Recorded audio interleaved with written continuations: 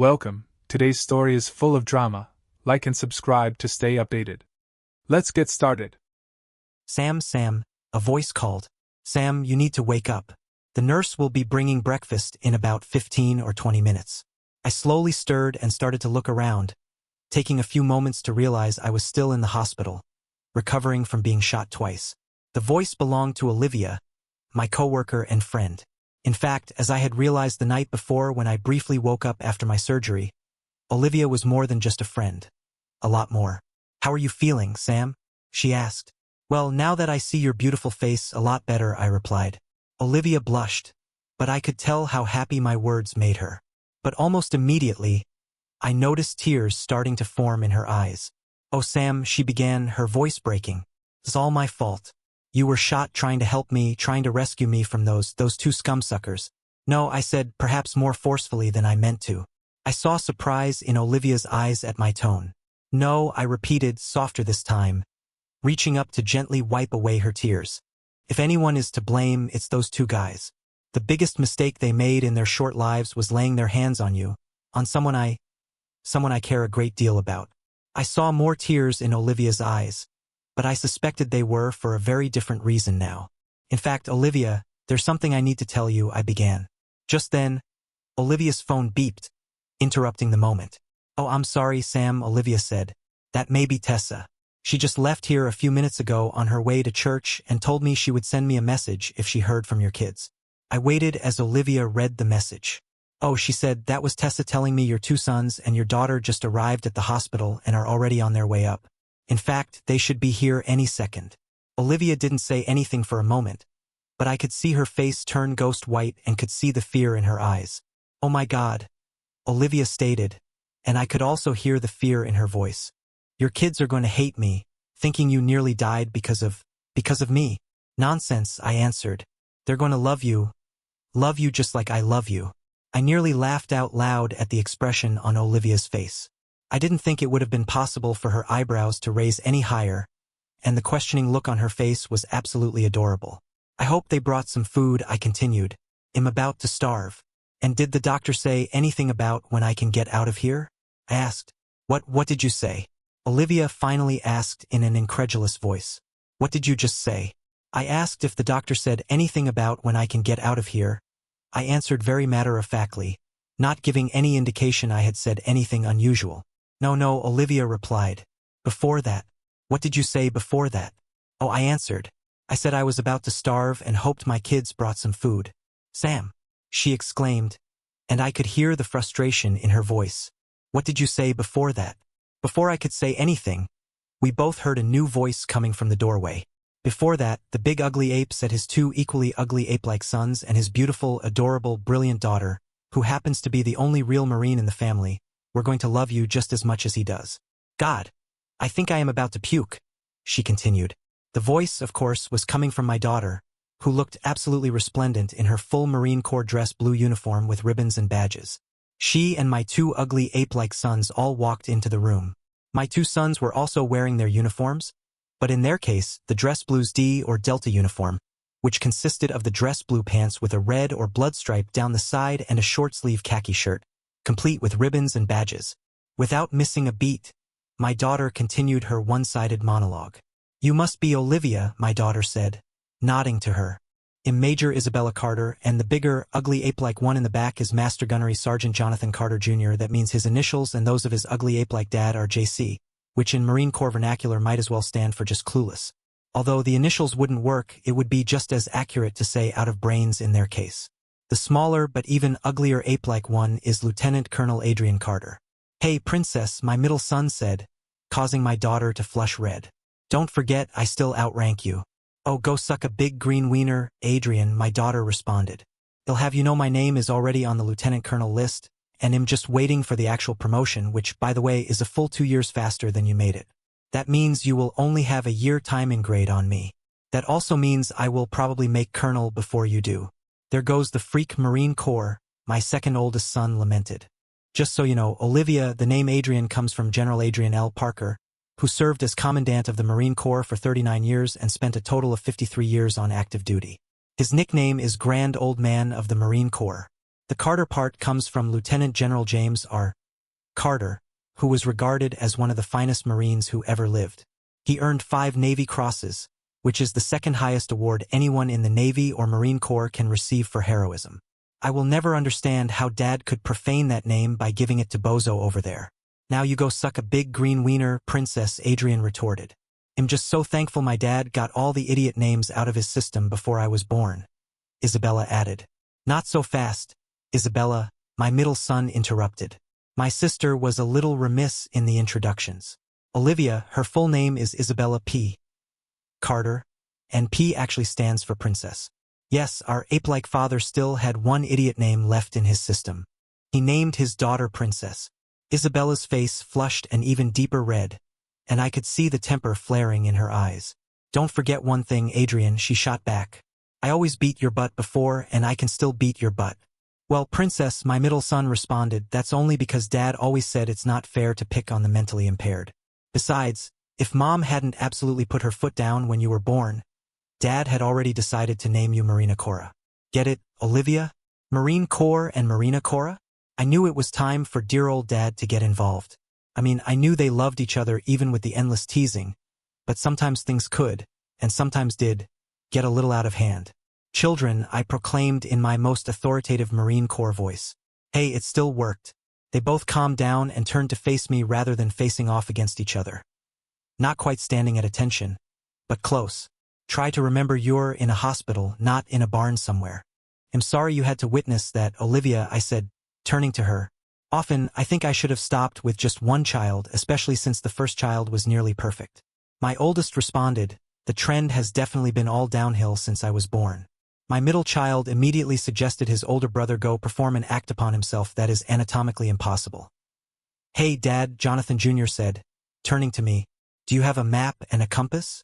We can give little Adrian something to keep him out of trouble. Now it was my middle son's turn to flush bright red. It was something of a Marine Corps joke. I began explaining to Olivia that if you give a newly minted second lieutenant a map and a compass, he would become hopelessly lost. Unfortunately, in Adrian's case, that turned out to be only too true. When he was a second lieutenant, he got his platoon so lost it took 3 days to find them. Adrian? Olivia asked. Yeah, he prefers to be known by his initials rather than Adrian, responded Isabella. Of course, most people call him AP after the failed grocery chain. I could see that Adrian, or AP, was about to lose it again. Calm down, everybody, I barked, using the Marine Corps voice. I may have been in a hospital bed, but I could still get up and whip all of their butts. Isabella finally walked over to my bed.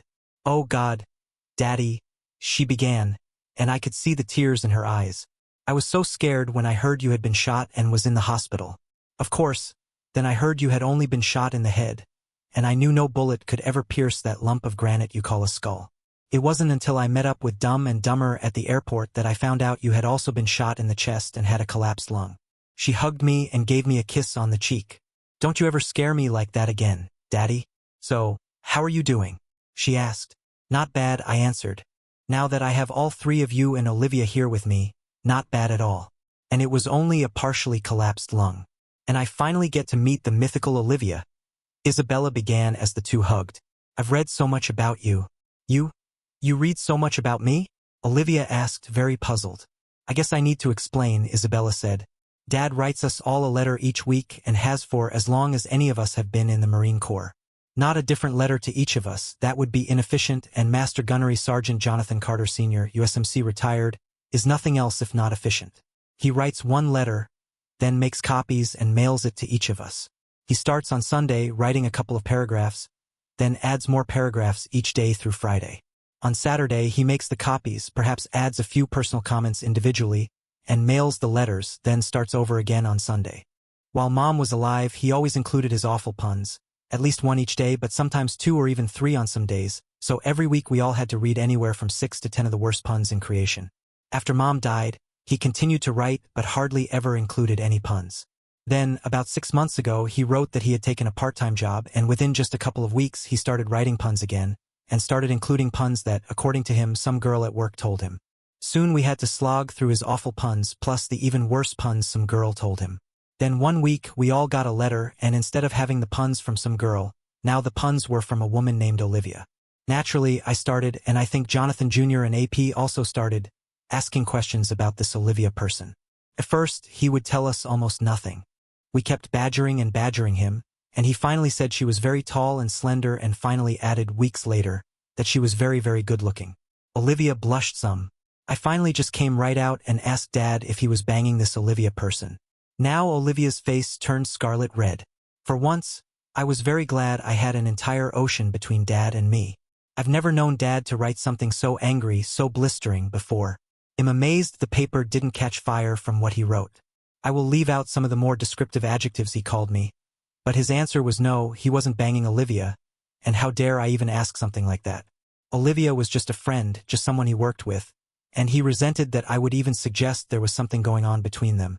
Not to mention Olivia was only 2 years older than I was, and even if he were to become interested in someone, he certainly wouldn't become interested in someone who was young enough to be his daughter. He must have written 2 or 3 pages defending your honor. That was, I think, when I knew he was falling in love with you, Isabella added. Isabella looked over at me and immediately started laughing. Dad, if you don't close your mouth, bugs are gonna fly in and start breeding, she laughed.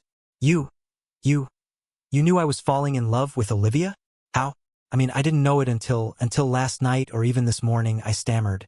That's why women are smarter than men, Dad, Isabella quipped. I knew months ago that Olivia was a lot more than just a friend, even if you didn't. So let me ask the question again, since you're both here. Are you two banging each other yet? I'm not sure who blushed the reddest, me or Olivia. Have you ever seen a Marine get mad? I mean, red-faced, fire-breathing mad before? Isabella and AP both had the biggest grins on their faces, while Jonathan Jr., who had known me the longest, was just shaking his head, probably figuring he would have to hide the bodies. I was starting to sit up in bed so I could unleash hell's fury onto my children. But before I could say a word, Olivia stepped in. She told me to shut up and lay back down. Now just a damn minute young lady, Olivia began. Whether or not, or when and if, Sam and I ever start banging each other, it is nobody's business but ours. Now I will say this one time and only one time. Sam and I are not banging each other. Yet, that may, and probably will, change as soon as they discharge him. In point of fact, the two of us haven't even kissed yet, and I think it is high time for that to change. Now, with those words, Olivia turned back to me, took my face in both her hands, and then leaned down and threw a lip lock on me that took my breath away. I think she was trying to suck my appendix out through my mouth. I'm not sure how long we kissed. I finally heard some clapping and opened my eyes. I hadn't even realized I had closed them and saw all 3 Carter kids applauding. Damn, Dad. I think you have found a Marine Corps-worthy woman, Isabella said. Remind me to never really get on her bad side. Jonathan Jr. and AP both came over, shook hands with Olivia, and then gave her a hug each. Finally, they came over and shook hands with the patient and asked how he was doing. I guess I really can't blame them. Olivia is a whole lot better looking than I am. In a few minutes, one of the nurses brought my breakfast in, and while I was eating, my 3 kids and Olivia were all talking like they had known each other for years. After listening to them for a few minutes, I soon realized most of the conversation revolved around some of the more, well, I would use the word colorful while they all seemed to insist on the word idiotic, things I had done in the past. I still don't see what is so bad about wanting to name a girl Marina Cora. I think it would have been a beautiful name. After I finished eating, all by myself with no one to keep me company, I might add. Olivia finally stopped talking with my kids long enough to come over and say she had a question she wanted to ask. Earlier, she began, you said you didn't realize you were in love with me until, I think you said last night or even this morning. I nodded. Yes. You were asleep all day yesterday, recovering from the emergency surgery Friday night to remove the bullet fragments. What did you mean last night? She asked. I actually woke up late last night, at least for a few minutes, I began. You were asleep in the chair with your head on the mattress, right beside me, and you were holding my hand. I could tell you had been crying because your eyes were red and puffy. I knew then that you were a lot more than just a friend, that I was in love with you. I caressed your hair and actually said out loud, I love you, Olivia. You smiled in your sleep and whispered, I love you too, Sam. Oh my God, Olivia exclaimed. I remember, but I thought I was dreaming. I woke up and you were sleeping, but now you were smiling in your sleep. I actually stood up and leaned over and kissed you very gently. She added, Ah, that is so sweet. Isabella interrupted our conversation and gave an extended pronunciation of the word sweet. Can I throw up now? When I looked over at Isabella, the smile on her face and the tears in her eyes belied the words she had spoken. Does that mean I'm going to be an older sister, at least older half-sister, before long? She asked. Since you are only about half human, AP interjected, that would be an accurate description of you. Stick it up your butt, Adrian, Isabella shot back. I once again had to employ the Marine Corps voice to restore order. Actually, I think that's a fair question to ask. Isabella resumed once order had been restored. I mean, Dad is so old he has probably forgotten how, but we could start drawing pictures for him to help his fading memory. Tab A into slot B, that kind of thing. It will probably take a while at his age, but Olivia looks like she has quite a few breeding years left. Once again, my daughter had managed to make both my face and Olivia's face bright red. Not for the first time, I wondered why I hadn't stopped at 2 children. You know, Isabella, I said, it's been quite a few years since I turned you over my knee and spanked you. She stuck her tongue out at me,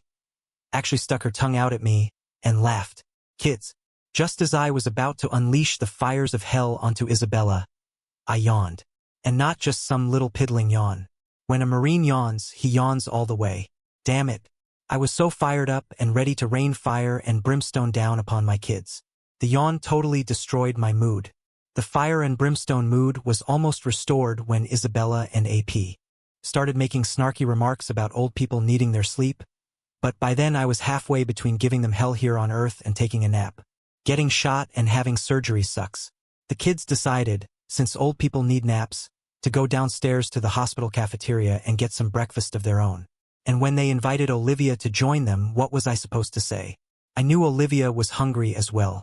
I have to admit, though, I was more than a little worried when they told Olivia they would also tell her all about Master Gunnery Sergeant Jonathan Carter Sr., USMC, retired.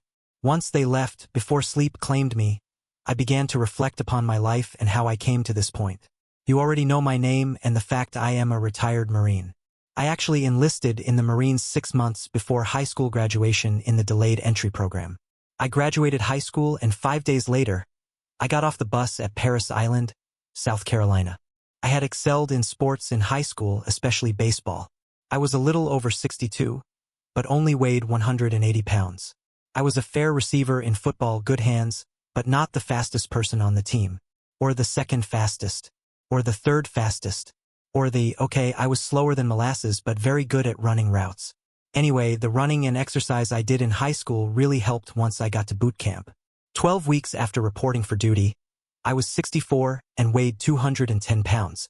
It's amazing what a 12,000 calorie a day diet does to you, especially coupled with running and running and running, not to mention endless calisthenics and other exercises. I was promoted to Private First Class, PFC, in boot camp. It was while undergoing advanced infantry training at Camp Belmont in North Carolina that I discovered my niche in the Marine Corps. For 4 years in high school, I had been taking karate lessons and was, in fact, a black belt. I quickly learned in boot camp that didn't mean a damn thing. Part of boot camp is training in hand-to-hand combat. While none of the members of the platoon stood a chance against me the first time, my senior drill instructor invited me to show him some of my moves. I spent more time flat on my back than I did standing up. He did, however, flag my records as showing promise in hand-to-hand combat. When I arrived at Belmont, the instructors there noted the flag on my records.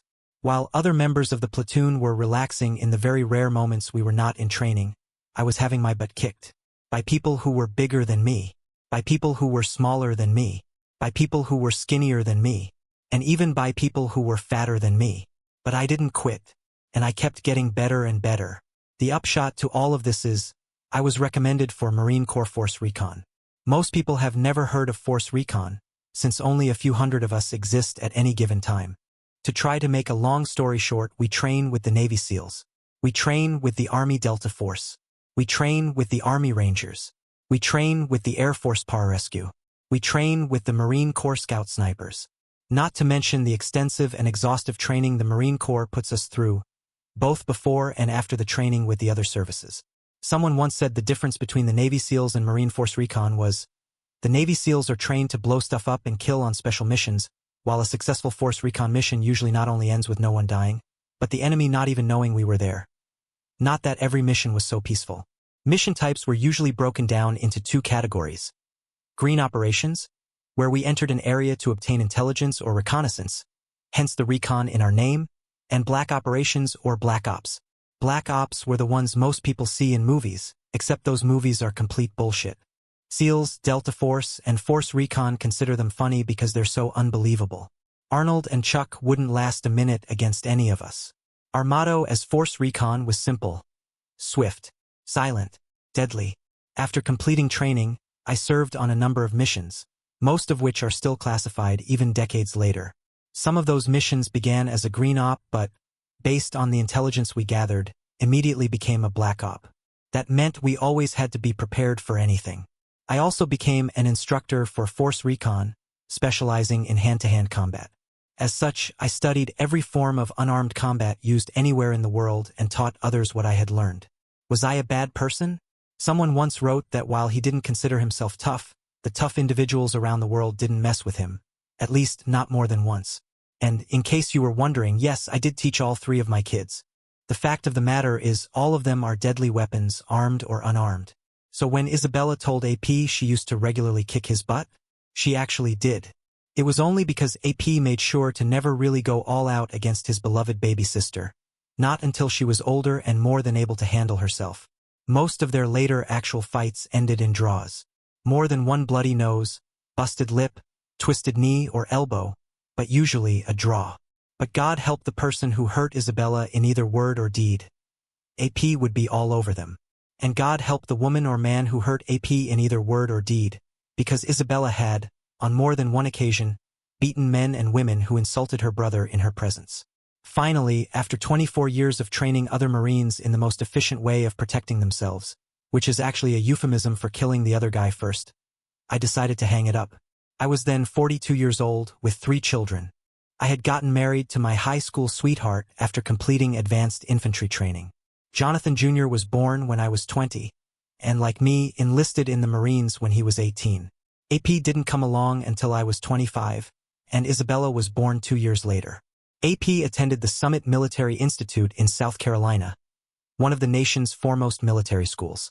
He was commissioned as a second lieutenant in the Marine Corps when he was 22. Isabella earned an appointment to Barrage Naval Academy and was also commissioned as a second lieutenant when she was 22.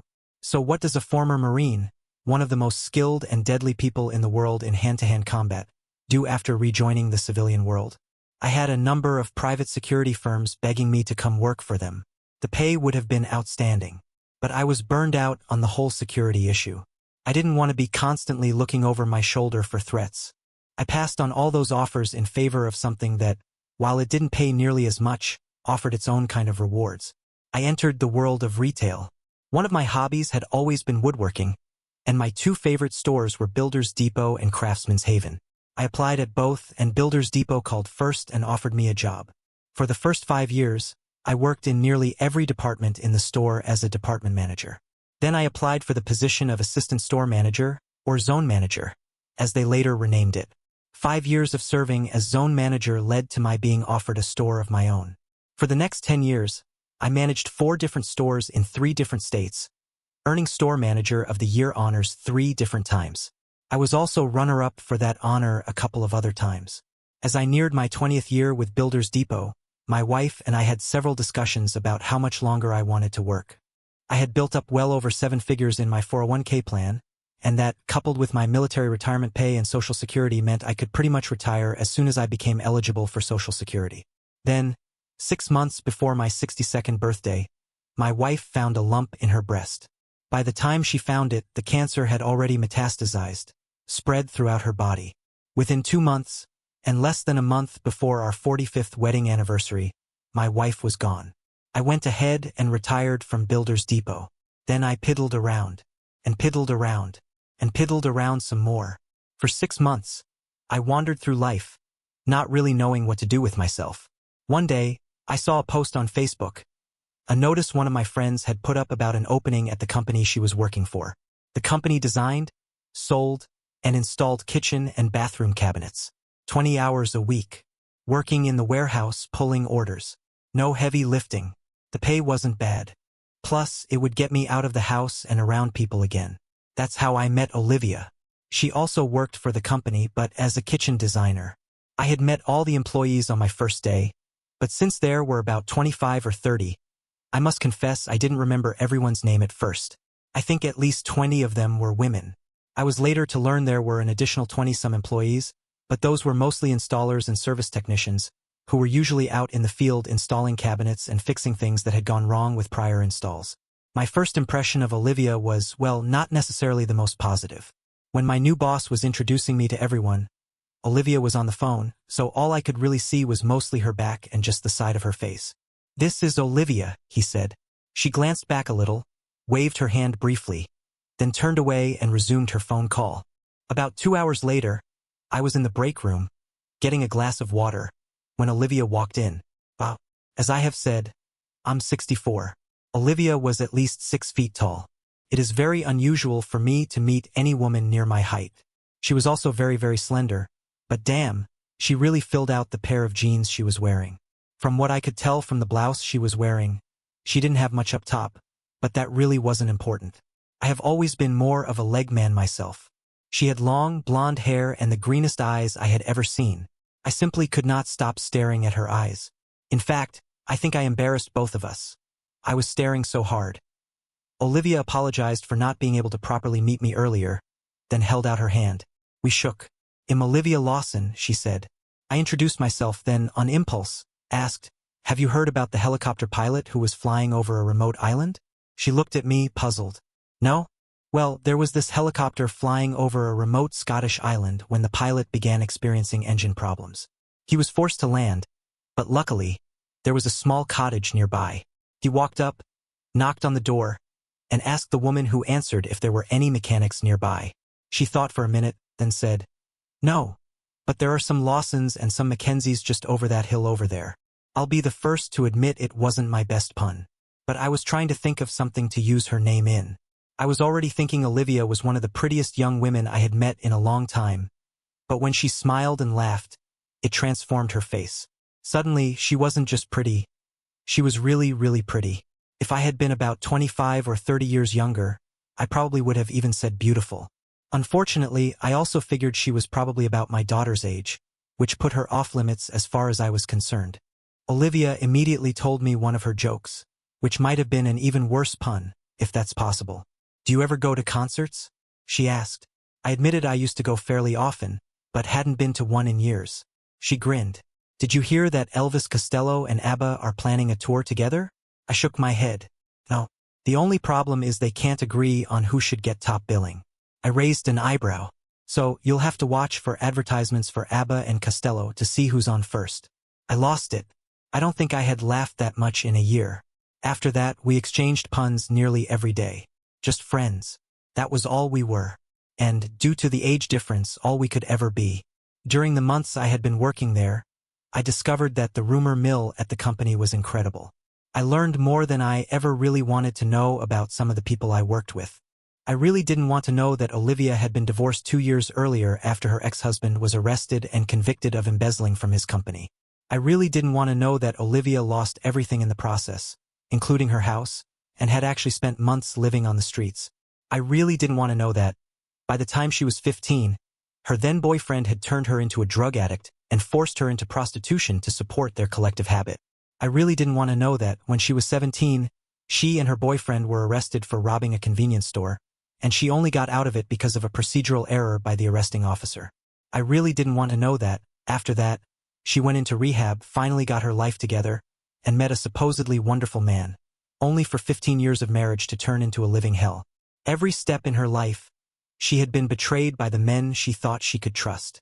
That finally ended when her husband got roaring drunk one night and beat her so severely she spent almost a month in the hospital. The rumor mill said a week, but it was actually a month. One Friday, one of the girls at work asked if anyone had told me about the company tradition. "What tradition?" I asked. "On the last Friday of each month, a group of us go to Club Mirage, a nightclub that has live entertainment. Sometimes there are 15 or more of us, sometimes only 4 or 5. That day happened to be the last Friday of the month. I begged off, saying I had to meet someone at my house about replacing the roof. Not actually the truth, but I had also realized I was at least 15 years older than the next oldest employee, and probably closer to 40 years older than the youngest. That continued for the next 4 months. Someone would invite me, and I would find an excuse not to go. A couple of times Olivia invited me. I was sorely tempted, especially knowing what had happened to her. But common sense prevailed. Until a few days ago. I had now been working for 6 months, and again, Olivia asked if I was going to the nightclub. Again, I was tempted, but finally I had to decline. Well, if you change your mind, we'll be leaving in an hour, she offered, then left. I could almost swear I had seen some tears in her eyes. About 10 minutes later, our HR manager, Tessa, paged me and asked me to come to her office. Tessa and I had known each other for over 20 years. She was actually the HR manager at the first Builders Depot I worked for and had hired me both times, first at Builders Depot and now here. When I walked into her office, she asked me to close the door. I haven't said anything so far, Sam, but tell me, why do you keep refusing to go to the office get-togethers? She asked.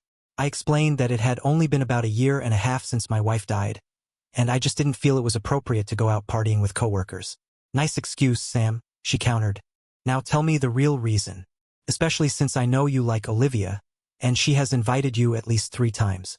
I admitted I did like Olivia, perhaps more than I should. Then I pointed out, Olivia is 25 years younger than me. It would be like robbing the cradle. Tessa gave me a long, hard look. Sam, I have always had a lot of respect for you, she said. But to tell you the truth, you are an idiot. I blinked. Excuse me? You know about her ex-husband being convicted of embezzling, right? She asked. I nodded. Did you know she lost everything, including her house? Did you know she was homeless? Did you know she was assaulted by her stepfather? Did you know she was forced into drugs by her first boyfriend? Did you know she was beaten within an inch of her life by her husband? I sat there in stunned silence. The rumor mill says she spent a week in the hospital. But it was a month. And do you know what, Sam? I shook my head. For the first time in her life, Olivia has met one man. One man she thought she could trust. And that one man won't even spend 2 hours at a nightclub with her. She leaned forward. Sam, when did you become so concerned with what people think about you? I didn't know what to say. Tessa let her words sink in for a moment before continuing. Nobody's asking you to make any big commitments, Sam. Just go to the club with her. Be kind. Show her that not all men are like the ones she's had in her life. And if the night leads to you two getting along better, so be it. She's not a kid, Sam. She's 37. And she's faced challenges that most people can't even imagine. Just be the person I know you can be. Be her friend. I sat there in silence for a moment, rubbing my hand over my face. I hated when people were right. I took a deep breath, exhaled, and finally admitted, you're right, Tessa. I have been acting like an idiot. She smirked. I know. I chuckled, shaking my head. Don't tell her I told you all of this, Sam, Tessa added. If she wants you to know, she'll tell you. By the time I left her office, everyone was getting ready to go. I walked up to Olivia. Hey, I said, is that invitation still open? The smile that spread across her face, and the relief in her eyes, made me realize I had made the right decision. Yes, she said softly. Of course. We rode together in my pickup truck. Once we arrived at Club Mirage, Olivia linked her arm in mine as we walked inside. To tell you the truth, I had a wonderful time. We ordered burgers and fries, since the club also served food, and ate them with our beers. Now, I'll be the first to admit, I am not much of a dancer. But the live band eventually played a slow song, and I found myself asking Olivia to dance. Our first dance was very prim and proper. Her hand rested on my shoulder, we maintained a distance of at least a foot, and my hand rested lightly on her waist. By the 3rd or 4th dance, we were dancing very closely together. The only little incident marring our night came when Olivia suddenly whispered, "Oh, hell." I frowned. What's wrong? She subtly gestured toward 2 men sitting at the bar. I followed her gaze. One was about my height, but he had a huge beer belly and probably outweighed me by 60 or 70 pounds. The other was about 510, also with a gut, and probably tipped the scale at 210. The last time I was here, Olivia murmured, they would not leave me alone. They kept asking me to dance. I kept turning them down, until finally, they started cursing at me and calling me a lot of names. My hand tightened slightly on her waist. I had to sneak out after I saw them go to the restroom, she added. I looked back at the men. They were watching us, and not in a friendly way. You want to go ahead and leave? I asked. Olivia hesitated, then nodded. I would like that, Sam, she said softly. I could hear the nervousness in her voice. Just let me run to the restroom first. I escorted her back to our table, where our co-workers were still talking. A few other women stood up to go with her, and I felt a bit better about it. A few minutes later, one of those women came running back. Sam, she gasped. Olivia's in trouble. I was up in an instant. Where? I demanded. She pointed toward the hallway leading to the restrooms. I took off like a damn missile. I may not be the fastest guy on the planet, but hearing that Olivia was in trouble, I'm pretty sure Olympic sprinters wouldn't have been able to catch me. As soon as I turned the corner, I saw them. The bigger of the two men had Olivia pinned against the wall. One hand was behind her head, trying to force her lips against his. The other was grabbing her chest hard. Olivia was struggling, but she was trapped. I saw red. I slapped the big guy on the back of the head. Take your hands off the lady, I ordered. He turned around, saw my gray hair, and laughed. You better get the hell out of here, Gramps, he sneered. Before I send you to a nursing home. I smiled. He swung a haymaker right at my head. If it had hit, yeah, it would have done damage. Unfortunately for him, he had about a 0% chance of landing that punch. I had huge hands. My mom always told me I weighed 10 pounds when I was born, and at least 7 of that was my hands and feet. When doofus number 1 took a swing at me, I caught his fist in my palm, wrapped my fingers around it, and started squeezing hard. He tried to get away. He had no chance. Within 20 seconds, he had dropped to his knees and was begging me to let him go. That's when doofus number 2 tried to get involved. I backhanded him in the face. He flew backward about 10 feet. So far, I was playing nice. Yes, I was furious they would attack Olivia. And yes, I could have easily put them both in the hospital or worse. But I was still trying to play nice. I kept squeezing the hand of doofus number 1. By now, he was crying. I made him apologize to Olivia. Then I finally let him go. He scrambled to his feet, helped his buddy up, and the two of them stumbled out of the club. Olivia was shaking. We returned to our table so she could calm down. She kept thanking me, over and over. The others at our table could not believe I had handled those two so easily. If they only knew the truth. After about 30 minutes, we decided to leave. Just as we got to the door, I realized I now needed to use the restroom. It's a cool night, Olivia said. I'll go ahead and start your truck and warm it up. I handed her my keys. Then I quickly made my way to the restroom, did what I needed to do, washed my hands, walked outside. It had taken less than 2 minutes. And as soon as I stepped outside, I heard Olivia scream. I took off running. Both of those clowns had been waiting outside, waiting to ambush us. At first, I thought the bigger guy was pointing a finger at me. Then I heard a pop, followed by a second pop. That was when I realized he wasn't pointing a finger at me. He was pointing a gun. At first, I was confused. The 2 pops had been so damn quiet. I had expected gunfire to be louder. Then it hit me. .25 caliber. Tiny gun. A lady's gun. A garbage gun. Not that it mattered, a bullet is still a bullet. I barely had time to register the shots when I felt a burning sensation along the side of my head, just above my ear. I reached up and felt a groove in my scalp. I've been shot. That thought barely had time to register before my body locked up. I had no idea if the second bullet had hit me. My training kicked in. I had been shot before on one of those old Black Ops missions. I remembered feeling the impact before the pain set in. I don't feel anything yet. Did he miss the second shot? I had no time to think. The big guy was still standing there, gun in hand, staring at me. I moved.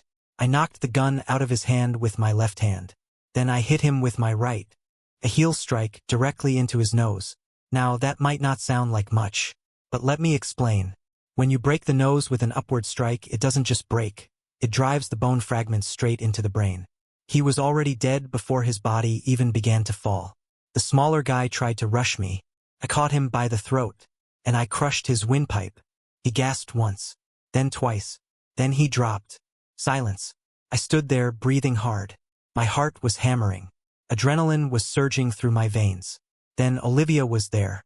Sam, she cried. Oh my God. Are you okay? I blinked at her. Was I okay? I reached up and felt the groove along my head again. Blood. Shit. I was bleeding. A lot. Yeah, I muttered. I think so. But suddenly I felt lightheaded. And that was when Olivia's face changed. She looked terrified. Sam, your chest, she gasped. I frowned. Then I looked down. There was a small hole in my shirt, right over my ribs, and it was bleeding. My breathing suddenly felt harder. Son of a bitch, I mumbled. I hadn't dodged the second bullet. Things got hazy after that. I remember Olivia grabbing towels from my truck and pressing one to my head. I remember police cars and ambulances pulling up. I remember EMTs checking the two guys first. Then one of them shouted, "They're gone." Then the EMTs were checking me. I was standing, but I felt dizzy. "Sir, you need to sit down," one of them said. Then I was on my back. An oxygen mask was suddenly over my face. "Collapsed lung," I heard someone say. "Gunshot wound to the head." Another voice muttered. Then darkness. I woke up hours later. My head felt foggy. There were bright lights above me. Beeping noises. A soft pressure on my hand. I turned my head and saw Olivia. She was asleep. Her hand was wrapped around mine. Her eyes were red and puffy. She had been crying. And at that moment I knew. I was in love with her. I reached up weakly and stroked her hair. "I love you, Olivia," I whispered. She smiled in her sleep. And then, so softly, I almost didn't hear it. "I love you too, Sam." I drifted in and out after that. I barely remembered the surgery. The doctors had removed bullet fragments from my head. They had treated my lung. I was stable.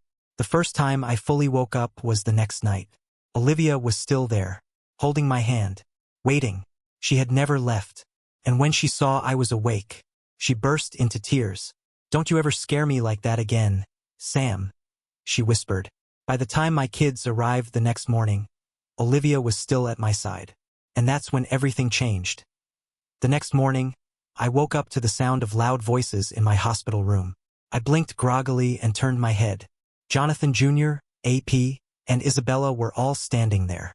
And Olivia, still sitting beside me, looked like she wanted the ground to swallow her whole. "Oh my God," Isabella was saying. "Dad, are you seriously holding hands with her? You just got shot and you're already trying to pick up women." Jonathan Jr. sighed and shook his head. "You just woke up and she's already babysitting you? Olivia, do you know what you're signing up for?" Olivia, looking completely overwhelmed, opened her mouth. But before she could say a word, AP crossed his arms and grinned. Wait, wait, AP interrupted. "We're ignoring the most important part of this whole situation." He leaned forward, eyes locked on me. "Dad, did you actually get shot in the head and survive?" Jonathan Jr. whistled. "I always said Dad had a thick skull, but this is a little excessive." "Oh my God," Isabella groaned. "That explains so much." I sighed and rubbed my face. "Can I at least wake up before the insults start?" "Probably not," Isabella said cheerfully. Olivia, still looking mortified, cleared her throat. I should probably let you all have some family time." "Nope," Isabella said immediately. "You're not going anywhere." Olivia froze. Isabella crossed her arms. "We need to talk." Olivia turned a panicked look at me. I just sighed. "I can't save you." "You won't save her," Isabella corrected. "Because you're in love with her." I stared at my daughter. Jonathan Jr. and AP grinned. Olivia choked on air. What?" she sputtered. Wait, AP said, holding up a hand. "Dad doesn't even know he's in love with her yet. You can't just spoil it for him." Isabella rolled her eyes. "Please, he's in love with Olivia. Olivia's in love with him. Everybody knows it." Jonathan Jr. leaned against the wall. "Yeah, Dad. We all saw this coming months ago." "Months?" Olivia practically squeaked. I rubbed my temple. "Can you all stop trying to kill me? I just got out of surgery." "No, you stop trying to kill yourself," Isabella shot back. "Seriously, Dad. First you jump in front of a bullet for Olivia, then you take out two guys who were trying to grab her, then you almost die, and now you're acting surprised that we figured out you're in love with her?" She threw up her hands. "We're not idiots." "Debatable," AP muttered. "Shut up, Adrian." Olivia looked like she wanted to melt into the floor. She said weakly. I should probably get some air." "Nope," Isabella said again. "You're staying right here." "Isabella," I sighed. "No, Dad," Isabella snapped. This is important. She turned back to Olivia, suddenly serious. My dad is an idiot, she stated. Olivia blinked. I frowned. Excuse me. Shoo. Isabella cut me off. I'm making a point. I scowled. Since when do you get to? She pointed at me. Shut up, Dad.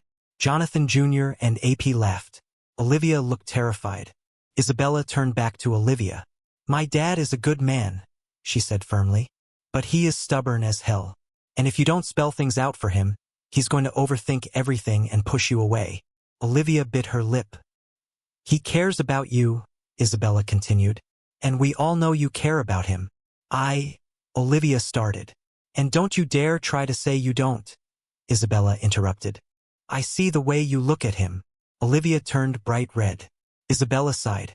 Just please, do us all a favor and make a move, because if we leave it to him, he'll be 80 years old before he figures it out. Olivia turned to me wide-eyed. I just sighed. I hate my children. No, you love us, Isabella corrected. Now shut up and kiss Olivia. Jonathan Jr. and AP grinned. I groaned. For the love of... Then, Olivia kissed me. It wasn't a shy kiss. It wasn't hesitant. It wasn't even gentle. It was bold. It was deep. And it was everything I never knew I needed. I heard clapping. I heard Isabella say, Finally! I heard AP mutter, Wow, Dad still got it. But all I could feel was Olivia. And when she pulled away, her eyes searched mine. You're not pushing me away, she said softly. I exhaled. Then I held her tighter. Never, I murmured. She smiled. Jonathan Jr. sighed. Well, I guess we have a new stepmom. Olivia choked. I groaned. You all are going to drive me insane. Isabella smirked. What are kids for? The chaos continued for a while. Jonathan Jr. and AP kept making smart-ass remarks. Isabella looked far too pleased with herself. Olivia, still bright red, kept stealing nervous glances at me. And I just sat there, shaking my head, wondering how the hell my life had come to this. Eventually, a nurse came in, shooing my kids out so I could get some rest. Olivia started to follow them, but I grabbed her hand before she could go. She turned to me, surprised. Stay, I murmured. She hesitated. Then she nodded. The kids left, but Olivia stayed, sitting beside me. For a while, we didn't say anything. I just held her hand. Finally, she took a deep breath. I almost lost you, she whispered. I squeezed her fingers. You didn't. But I could have, she said. And I don't know what I would have done. I watched her. She bit her lip. You scared me, Sam. I exhaled, then pulled her closer. I'm not going anywhere, Olivia. Her eyes met mine. I mean it, I said. I'm right here. She studied me.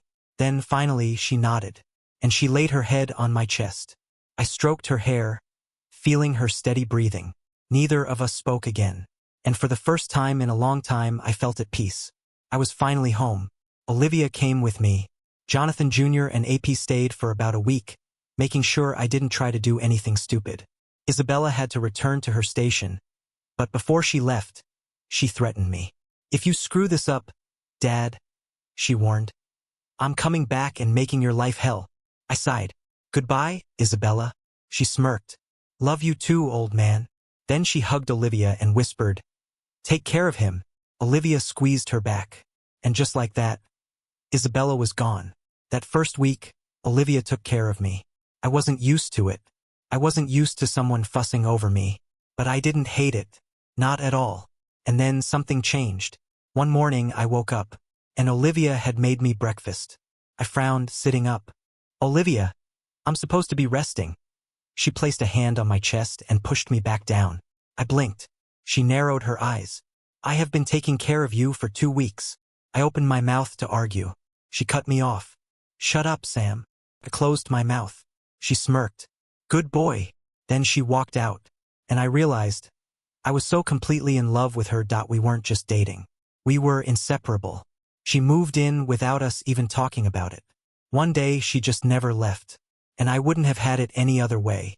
Then one morning I woke up, and she wasn't in bed. I frowned, sat up, and listened. Then I heard it. Vomiting. I got up, walked to the bathroom, and found Olivia hunched over the toilet. Her hair was a mess. Her face was pale. She looked up at me, horrified. "Don't," she croaked. "Say word." I stared. Then I started laughing. She glared at me. "This is not funny." I grinned. "It's a little funny."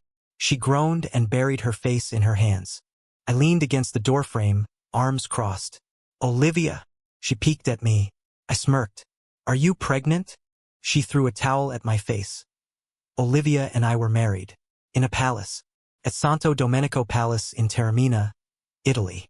Because apparently my kids had connections. Jonathan Jr. was my best man. Isabella was Olivia's maid of honor. AP made a speech that almost made me kill him. But in the end, it was perfect. And after a month-long honeymoon in Italy, Spain, Paris, and Scotland, Olivia finally sat me down and handed me a sonogram picture. I stared at it. Then I looked at her. She was smiling softly. I swallowed. "That's a baby." She laughed. "Yes, Sam. That's a baby." I exhaled. Then I pulled her into my arms and whispered, "I love you." She held me tight and whispered back, "I love you too." I woke up to Olivia standing at the edge of the bed, arms crossed, glaring at me. I blinked. What did I do? She held up a list. My baby name list. I smirked. "Oh, that." She pointed to a name. Smedley Butler Carter. "Are you insane?" I shrugged. "He won 2 medals of honor. His name is Smedley." I sighed. "Fine. What about John Basilone Carter?" She rolled her eyes. "Do you even know how normal people name their children?" I thought about it. Then I grinned. "No." She threw a pillow at my head. We found out it was a girl. I was so sure it would be a boy. But nope. A little girl. Olivia was crying. And me? I just held her hand and whispered, "We're going to be okay." She smiled at me and nodded. She was here. Margaret Angela Carter. Named after 2 legendary Marine women. She was perfect. And when I held her for the first time, I knew. This was everything. This was home. I looked at Olivia. She was exhausted. But she smiled at me. And I kissed her forehead. "I love you," I whispered. She squeezed my hand. And whispered back, "I love you too."